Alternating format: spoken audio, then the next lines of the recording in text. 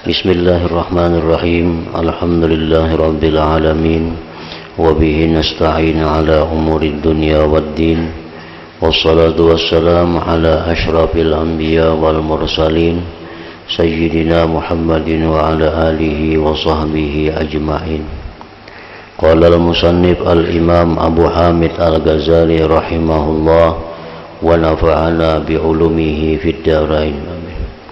Walaqad intahal muridun li wilayatillahi ta'ala bi talabi syurutiha bi idlalin nafsi ila muntahad da'ati wal khissah hatta ruwiya anna ibnal Karanbi wa huwa ustadzul Junaid da'ahu rajulun ila ta'amin thalatha marrat thumma kana yarudduhu thumma yastad'i fayarji'u ilayhi ba'da dhalik hatta adkhalahu bil marratir rabi'ah fasa'alahu an dhalik faqala qad raddat nafsi ala dhulli qad rudtu nafsi ala dhulli 20 sana hatta sarat bimanzilatil qalbi yutradu fayantaridu thumma yud'a fayurmalahu azmun faya'ud malawadattani 50 marratan thumma da'awtani ba'da dhalik la ajabtu wa anhu aydan annahu qala nazaltu fi mahillatin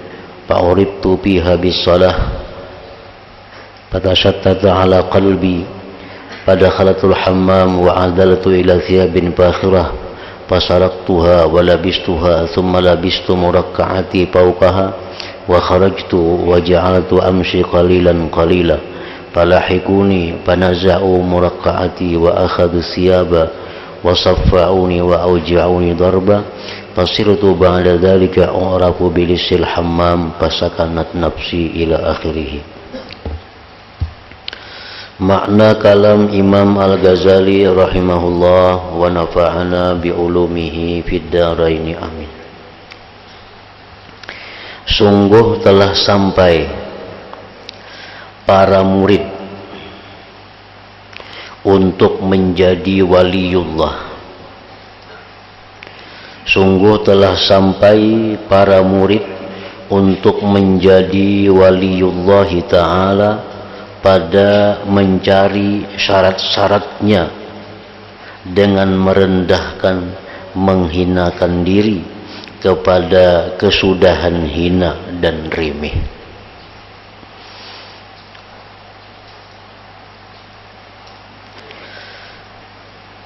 Artinya bahwa seseorang murid yang hendak menjadi seorang waliullah,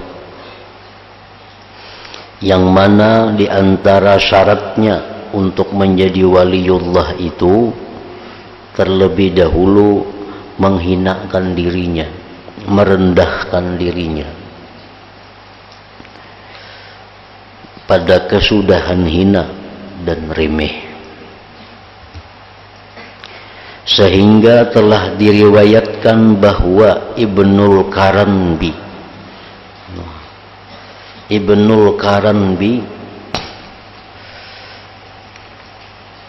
yaitu guru Al-Junaid Al-Baghdadi,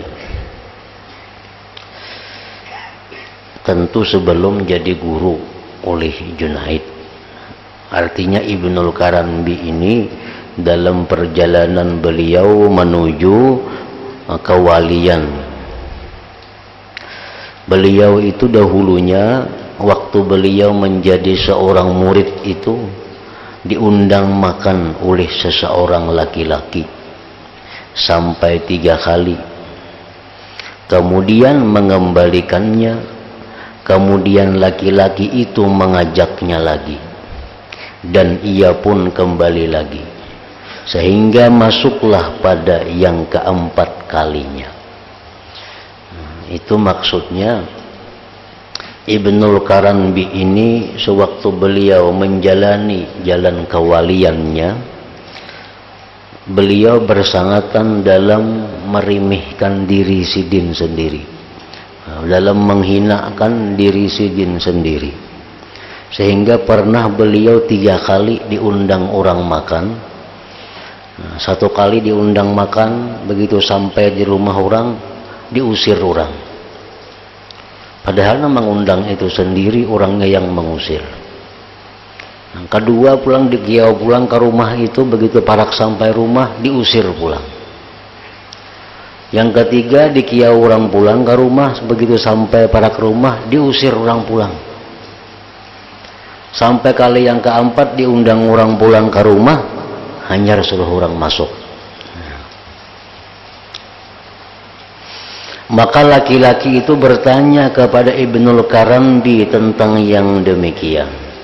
Kenapa jurang pian hakunnya? Jar sinang mengundang nih. Pian hakunnya datang ke undangan ulun. Pertama ulun undang, begitu pian datang ke rumah ulun tulak. Ulun undang pulang pian, datang ke rumah ulun tulak. Ulun undang pulang pian ke rumah, datang ulun tulak pulang. Ulun undang pulang yang keempat pian datang pulang, hanya ulun suruh masuk. Kenapa pian hakunnya macam itu? Model diulu-ulu. Ibnul Karandi menjawab, sungguh aku telah melatih diriku dalam kehinaan selama 20 tahun. Sehingga ia seperti anjing yang diusir, maka ia terusir. Kemudian ia dipanggil dan dilemparkan untuknya tulang, maka ia kembali.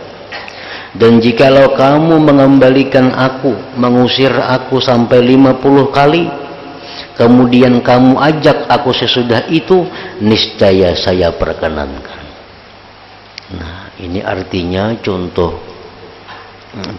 teladan bagi orang yang ingin mencapai kewalian itu mesti sanggup dihinakan oleh orang. Orang yang ingin mencapai kedudukan tinggi, kedudukan yang mulia di sisi Allah, itu dalam perjalanannya itu pasti ada menemui hal yang demikian.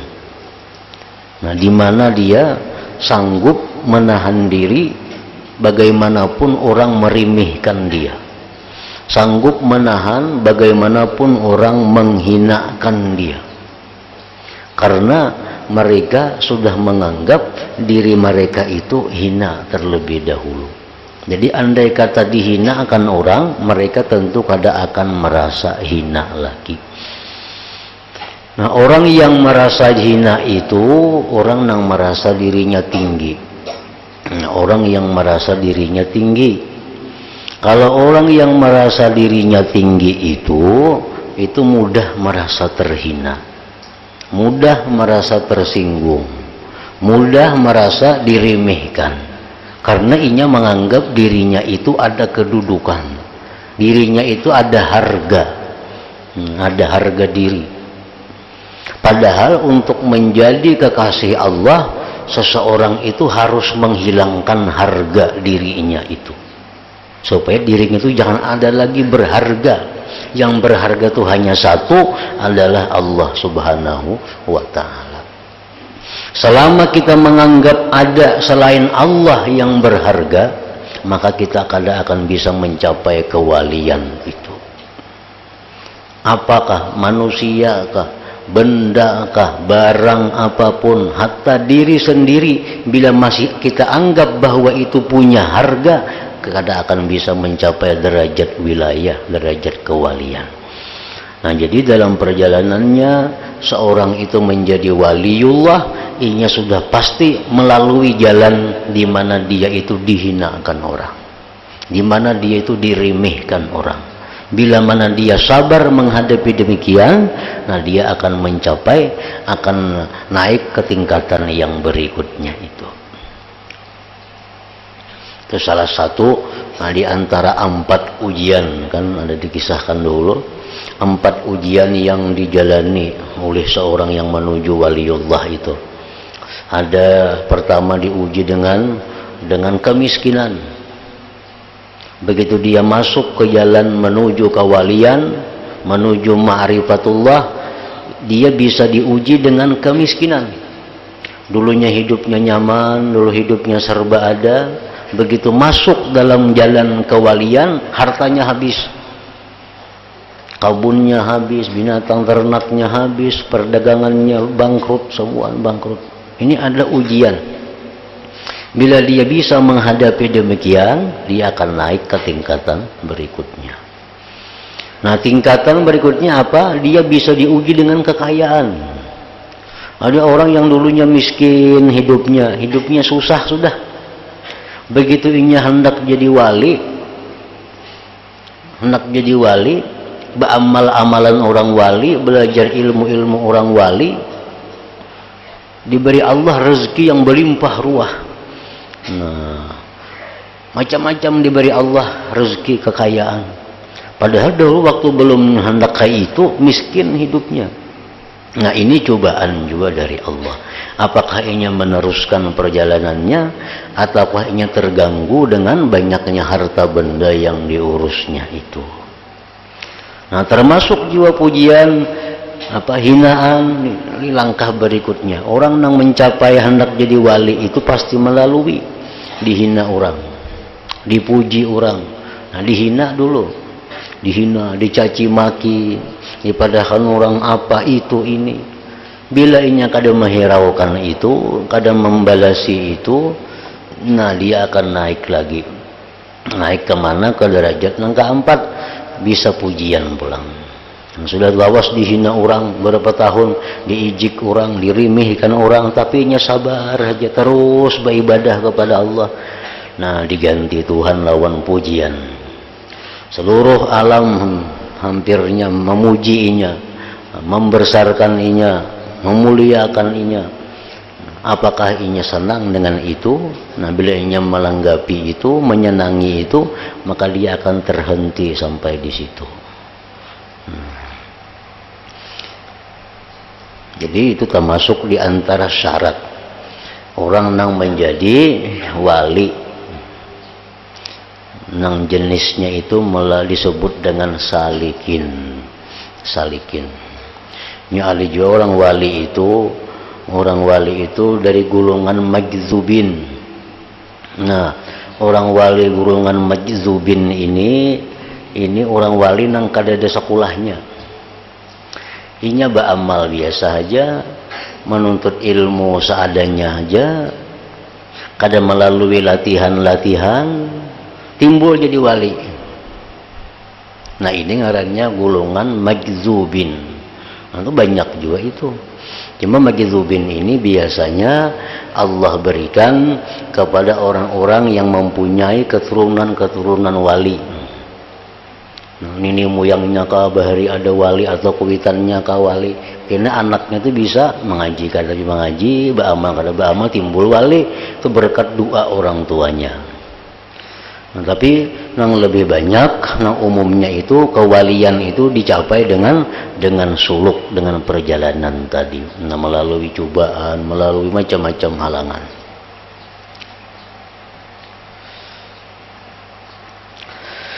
Dari Ibnul Karanbi pula, Karanbi, kapra nun ba.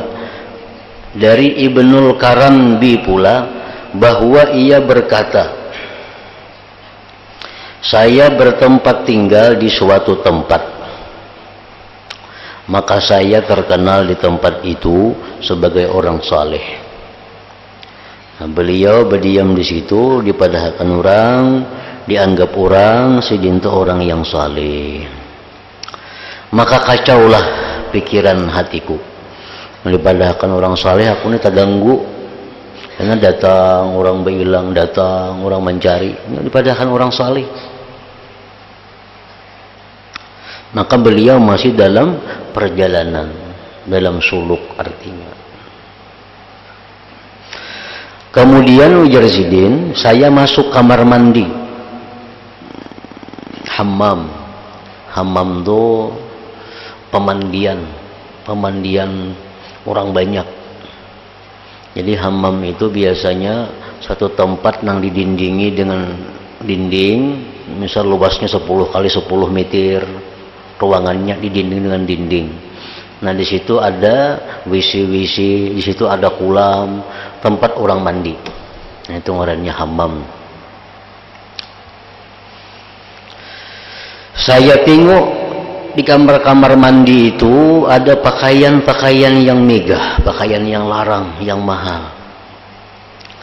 Lalu disidin kucuri pakaian itu, kucuntan. Kemudian saya keluar dari kamar mandi itu dan berjalan dengan pelan-pelan, begimit berjalan, supaya orang melihat nih pada aku pakai baju cuntanan, kayak itu maksudnya. Ini berjalan begimit-gimit. Maka orang banyak mengikutiku dari belakang dan mereka menarik pakaianku yang bertambal, lalu mereka mengambil pakaian-pakaian yang megah itu. Mereka menempiling dan menyakitiku dengan pukulan. Maka jadilah saya sesudah itu terkenal dengan pencuri di kamar mandi. Nah, kejadian itu, lalu aku dikenal orang punang maling di kamar mandi itu kajur. Nah, sudah dikenal orang jadi maling, lalu orang kada lagi menghiraukan sidin. Orang saruan kada diundang orang lagi, orang yang beilang kada beilang lagi, orang yang bakawan kada mengawani lagi. Lalu di sidin maka tenanglah jiwaku. Nah, kada lagi nama mengganggu dalam perjalanan sidin beribadah menuju kepada Allah Subhanahu wa taala.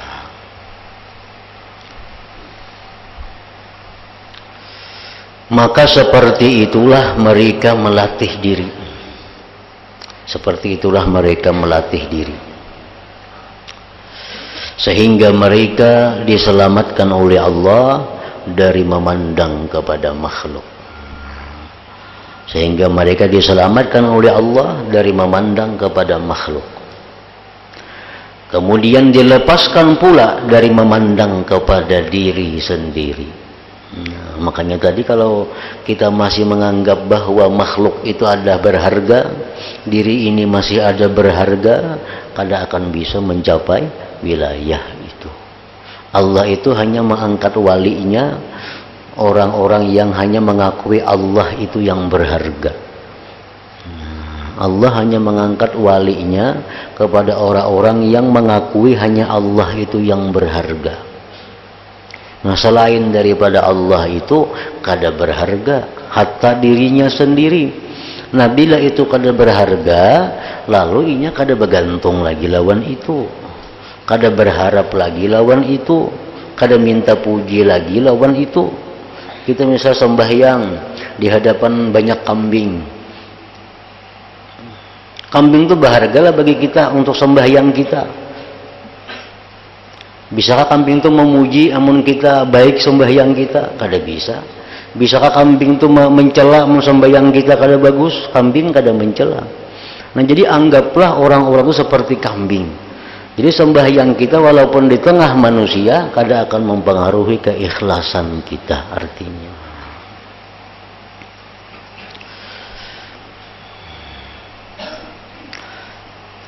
Karena orang yang memandang kepada dirinya, ia terdinding dari Allah Ta'ala. Orang yang masih ada menganggap selain Allah itu harga, baik dirinya sendiri akan terdinding daripada Allah. Harga itu maksudnya taksir. Nah, taksir itu artinya yang memberi bekas. Bila kita ada menganggap sesuatu yang masih memberi bekas selain Allah, kada akan bisa menjadi kekasih Allah. Dan kesibukannya untuk diberi sendiri itu, dan kesibukannya untuk diri sendiri itu adalah hijab baginya. Orang yang masih menganggap harga diri, nah itu hijab bagi dirinya kepada Allah. Maka sebagian manusia ini ada benar nama anggap dirinya itu berharga. Sedikit saja kesinggung. Gimana aja harga diriku? Nah, kayak larang benar itu dirinya tuh. Nah, kalau ada salah sedikit udah singgung aja. Itu berarti larang benar dirinya itu harganya. Allah kada ketujuh orang melarang diri itu.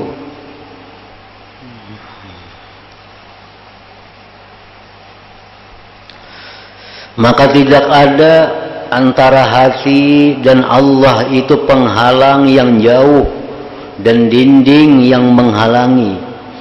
Sebenarnya antara hati dengan Allah itu kada ada dinding yang menghalangi. Dan hanya saja jauhnya hati itu adalah sibuknya hati dengan selain Allah atau sibuknya hati dengan dirinya sendiri. dan paling besar pendinding adalah kesibukan nafsu itu. Kadang-kadang orang bisa hartanya diganggunya kada jadi soal, keluarganya diganggu, ini kada permasalahan. Tapi kadang-kadang kalau sudah dirinya diganggu, nah di situ inya merasa direndahkan harga dirinya. Nah, ini orang yang mesti dibuangi. Memang manusia orang per orang itu kada sama, yang mesti dibuangi dalam dirinya itu untuk menuju kewalian atau menuju ma'rifat itu. Penyakit manusia ini kada sama. Ada manusia yang tahan dihina, tahan. Kalau sambat orang bungol tawa aja kalau bapak, sambat orang pasik kalau jadi masalah. Nah, ini manusia yang tahan dalam bidang harga diri. Tapi kalau urusan keluar duit setelah mati, nah ada juga yang kayak itu. Ini sambat orang bungol kada bapak, kada tersinggung. Urusan jurang minta pengrokok, nah ini keberatan banget itu. Nah, ini orang yang diobati artinya bukan perkara dikit, tapi bakhilnya itu yang diobati untuk menyampaikan dirinya kepada kewalian itu.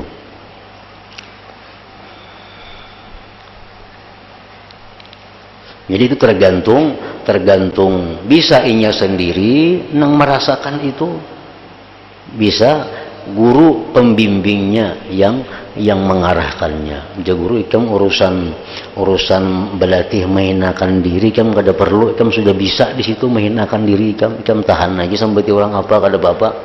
Tapi ikam yang perlu diobati urusan harta. Nah, ikam melatih di situ, mulai sedikit demi sedikit. Nah, ikam bersedekah, sumbangkan harta ikam, keluarkan harta ikam, karena itu pendinding ikam.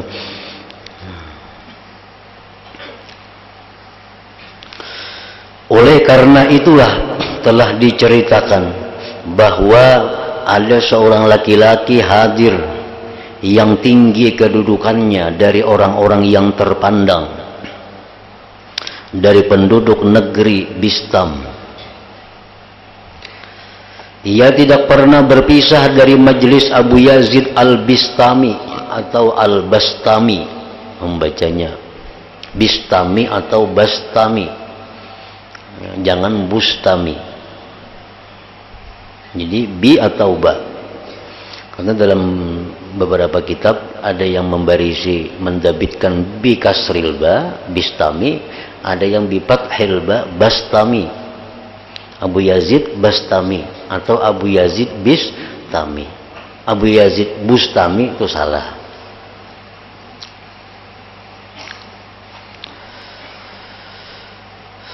Nah, di majelis Abu Yazid itu ada seseorang yang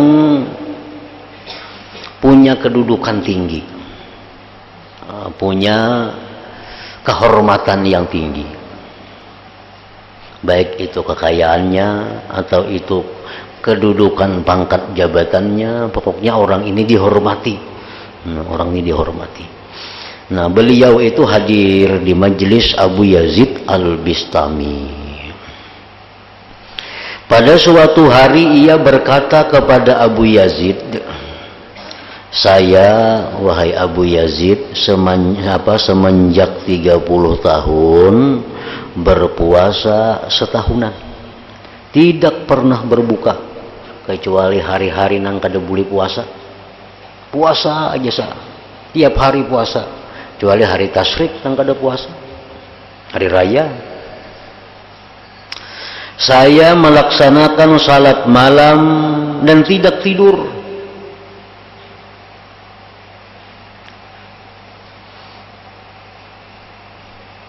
"30 tahun puasa hari-hari, 30 tahun malam beribadah semalaman. Dan saya tidak merasakan dalam hatiku akan sesuatu dari ilmu ini." Tapi dalam hati ini asa kadada merasakan sesuatu, nah, kedekatan dengan Allah.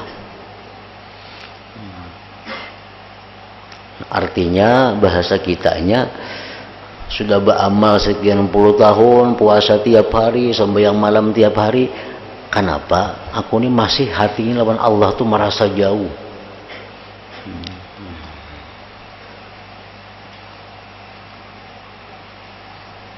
Ya, termasuk merasa jauh itu merasa masih ada harga diri. Nah, merasa masih sakit hati bila dicela orang, sakit hati bila dihina orang. Mestinya kan kada lagi tuh kalau sudah sekian tahun beribadah, 30 tahun tuh puasa hari-hari, 30 tahun sembahyang malam. Sebenarnya orang yang sudah macam itu mestinya jadi sudah. Karena taat itu kan buahnya adalah ubudiyah. Taat itu buahnya ubudiyah, kehambaan. Kehambaan itu buahnya apa? Kehinaan. Hamba itu kan hina. Nah, mestinya orang yang sudah 30 tahun taat ini mesti berbuah ubudiyah. Ubudiyahnya mestinya sudah berbuat kehinaan. Mestinya dicela orang kada marah lagi, sambati orang apa kada menghiraukan lagi. Tapi ini kenapa ulun ini masih aja dipuji orang asa suka, bila dihina orang sakit hati bisa sarik. Nah, dan saya membenarkan dengannya dan mencintainya. Maka Abu Yazid berkata, ujar Abu Yazid, jikalau kamu berpuasa 300 tahun dan beribadah malamnya, niscaya tidak akan kamu dapati dari ini walau seberat zarrah ikam, walaupun ikam puasa 300 tahun. Apalagi hanya 30 aja, 300 tahun ikam puasa, 300 tahun ikam beribadah, ikam kada akan mendapatkan ilmu ini, ilmu ma'rifat ini. Kan orang ma'rifat itu orang yang sudah ahrar, sudah merdeka. Orang ma'rifat itu orang yang pandangannya itu selalu memandang kepada jalal atau jamal Allah. Itu orang ma'rifat. Bila ada hal-hal yang kadang menyamankan inya, yang dipandangnya adalah jalal Allah. Nah, bila ada hal-hal yang menyenangkan inya, yang dipandangnya adalah jamal Allah, keelukan Allah. Jadi artinya apa? Orang ma'rifat itu kalau dia disakiti dia kadang merasa terhina, kalau dia dipuji dia kadang merasa terpuji. Karena apa? Karena mereka sudah musyahadah. Kalau mereka disakiti, dicela, itu yang bertajalli adalah jalal, keagungan, kebesaran Allah. Nah, kalau mereka dipuji, disanjung, mereka menganggap bahwa Allah bertajalli dengan jamal dan keelokannya. Jadi semuaan orang ma'rifat itu kembalinya kepada Allah. Nah, kada tersinggung disakiti, kada teambung dipuji. Nah, itu orang yang sudah punya ilmu ma'rifat. Nah, si laki-laki ini 30 tahun sudah mengamalkan amalan macam-macam tanpa henti-hentinya, belum dapat lagi ilmu itu. Nah, ujar Abu Yazid, ikam jangan 30 tahun, 300 tahun kayak ikam ini kada dapat lagi itu.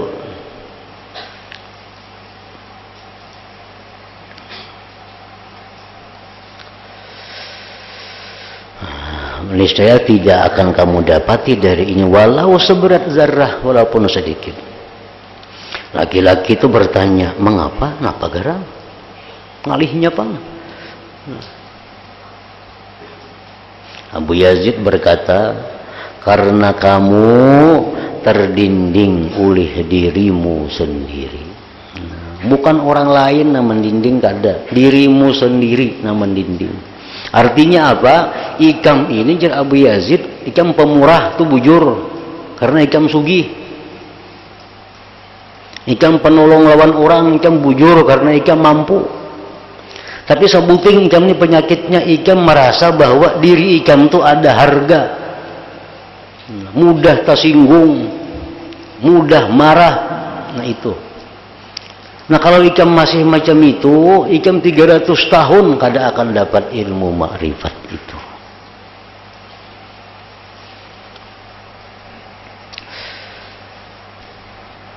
apalagi balang kambingan.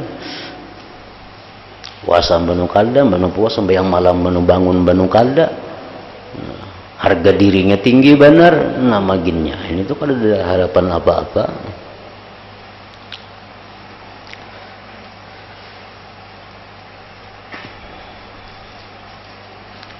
Laki-laki itu bertanya, adakah ini obatnya? Adakah obatnya? Adakah amalannya? Adakah caranya kayak apa? Menghilangi harga diri nih. Ini orang yang punya penyakit di pintang harga diri.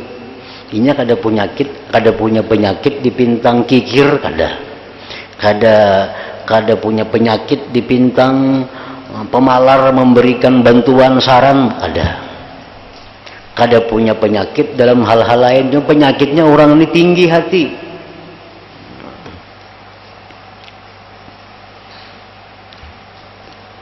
Adalah obatnya? Abu Yazid menjawab, ada obatnya. Laki-laki itu terus berkata, katakanlah obat itu kepadaku. Padahal kan apa obatnya? Abu Yazid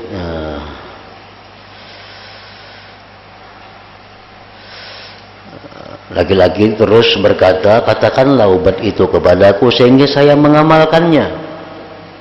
Abu Yazid berkata, kamu tidak akan mau menerimanya. Jamun ku beri petunjuk, ku beri jalan, ku beri obat, kamu kada mau juga makan obatnya itu. Kamu kada sanggup, ya Abu Yazid.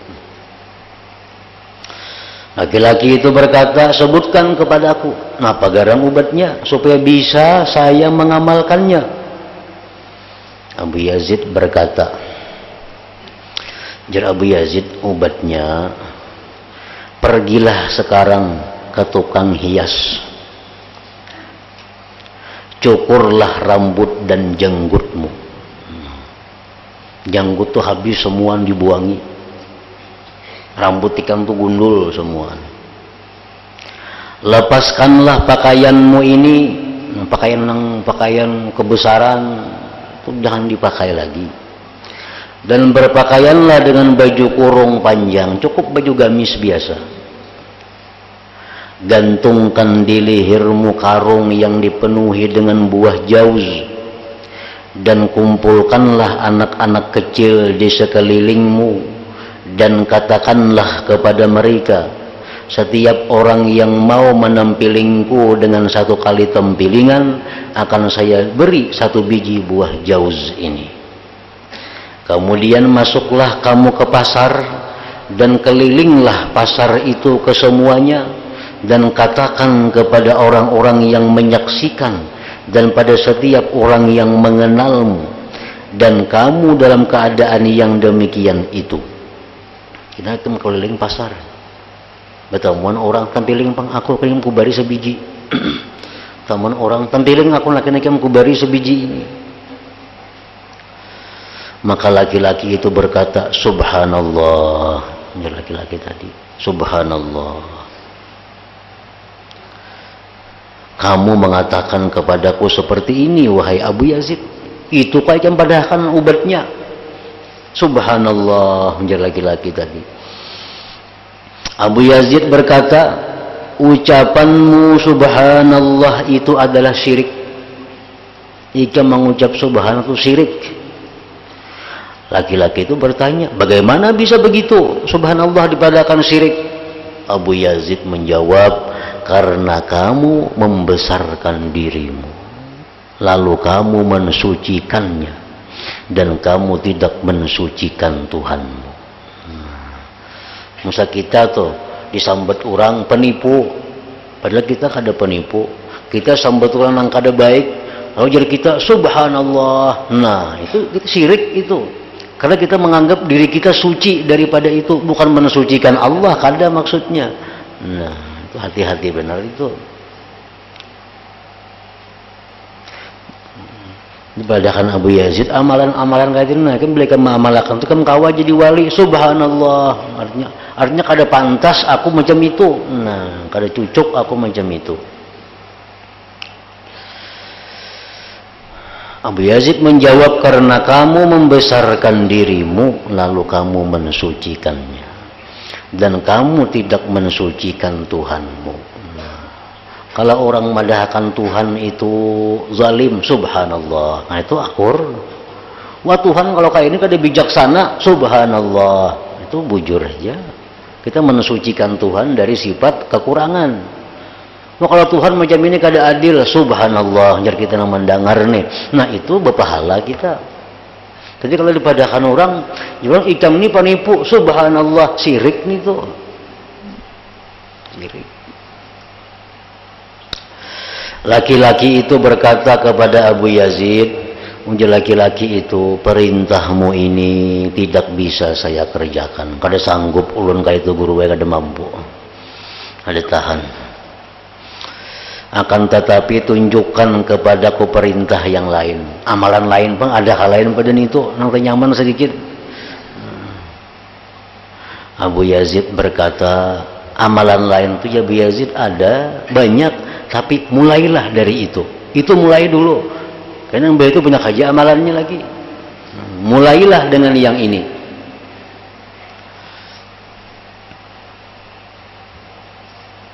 Nah padahal orang yang macam ini nih, kalau inya bujur-bujur siap melaksanakan itu, wujudnya siap, isuk belum melaksanakan. Walaupun belum dilaksanakannya isuk, malamnya bisa diangkat Tuhan menjadi wali. Karena Tuhan tahu kejujuran hatinya, karena Tuhan tahu kebenaran niat dalam hatinya. Nah, mau sudah jadi wali kada perlu kayak itu lagi, bang. Jangan yang jarinya inggih guru, perintah pian tu ulun laksanakan, isuk ulun mulai demikian. Nah, 100% hatinya bulat, isuk ulun melaksanakan perintah pian itu. Isuk ulun bagundul, janggut ulun buangi semuaan, sisingot ulun buangi, baju baik ulun tinggalkan. Ulun keliling pasar, isuk mulai. Nah, kalau hatinya jujur demikian, malamnya itu ini sudah diangkat jadi wali dan kada perlu lagi isuk melaksanakan itu. Cuma ini menolak berdahulu. Menolak, kada sanggup guru enang kayak itulah, kada sanggup.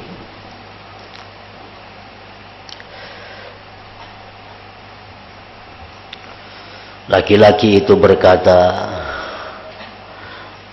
saya tidak mampu mengerjakannya, kada sanggup ulun, kada sanggup. Abu Yazid berkata, Abu Yazid, sudah saya katakan kepadamu bahwa kamu tidak akan mau menerimanya. Abu Yazid tahu ini orang penyakitnya di situ, penyakitnya di keangkuhan, bukan dikikir kada, bukan diingkin kada, di keangkuhan.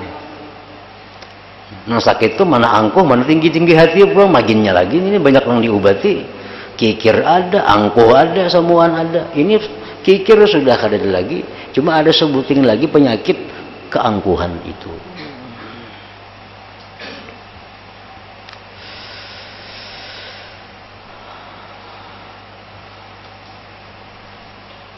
Maka ini yang disebutkan oleh Abu Yazid adalah obat untuk orang yang mempunyai penyakit memandang kepada dirinya sendiri.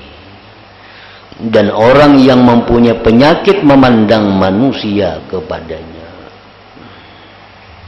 maka tidak menyembuhkan dari penyakit ini oleh obat apapun kecuali obat ini dan obat yang seperti ini. Kayak Syekh Abdul Wahab Asy-Sya'rani itu kan kisahnya. Sidin itu sudah tawabu, sudah rendah hati, sudah bagus, sudah dihinakan, sidin kada sarik, diapakan kada sarik. Kikir sudah kada lagi, pemurah luar biasa. Cuma kada mau jadi wali lagi. Datang kepada guru Ali Al-Khawas. Dia guru Khawas kamu sebutin aja aku beri amalan, mereka mengamalkan ini kamu wali. Napa guru? Isuk kini ikam buang semuaan kitab-kitab na ikam miliki itu ke laut. Maka hibak rumah bisi kitab Wahab Sya'rani ini, baik nang karangan seorang, baik karangan ulama-ulama dahulu. Bila ikam mau isuk membuang kitab itu ke laut, ikam mau jadi wali. Karena guru ini tahu penyakitnya Wahab Sya'rani ini sebuting bergantung dengan kitab itu. Nah hatinya masih bergantung dengan kitab. Karena ada masalah apa? Cari kitab anu, ada ini ambil kitab anu, periksa kitab sedikit kitab. Nah mestinya orang wali itu ada macam itu lagi. Mestinya segala sesuatu itu dicari pada Allah Subhanahu wa Ta'ala. Kada ada kitab lagi. Nah, jadi orang yang penyakitnya yang kayak ini, ya obatnya kayak ini. Maka barang siapa yang tidak mampu pada obat ini, maka tidak semestinya bahwa ia mengingkari mungkin sembuh pada hak orang yang mengobati dirinya sesudah sakit. Mun kita tuh kada mampu nang macam itu, melihat ada kawan kita nang mampu lalunya berhasil, nah jangan mengingkari kita, jangan mengingkari.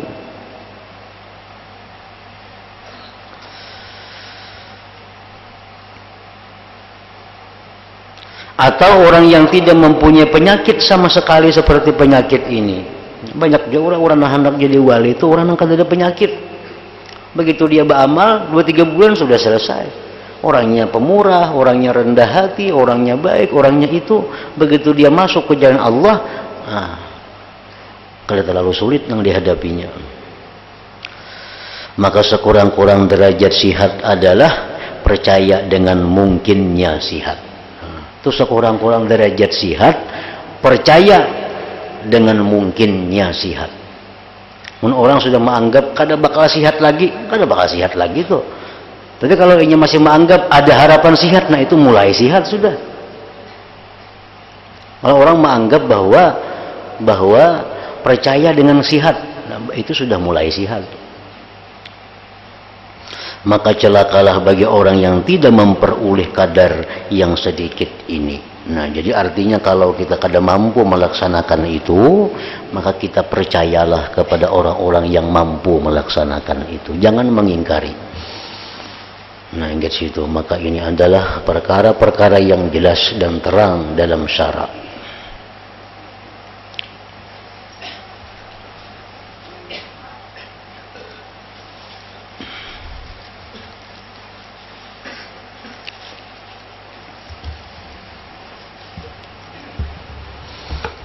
أفضل ذكر فاعلم أنه لا إله إلا الله محمد رسول الله لا إله إلا الله محمد رسول الله لا إله إلا الله محمد رسول الله لا إله إلا الله لا إله إلا الله لا إله إلا الله لا إله إلا الله لا إله إلا الله الله الله الله الله الله الله الله الله الله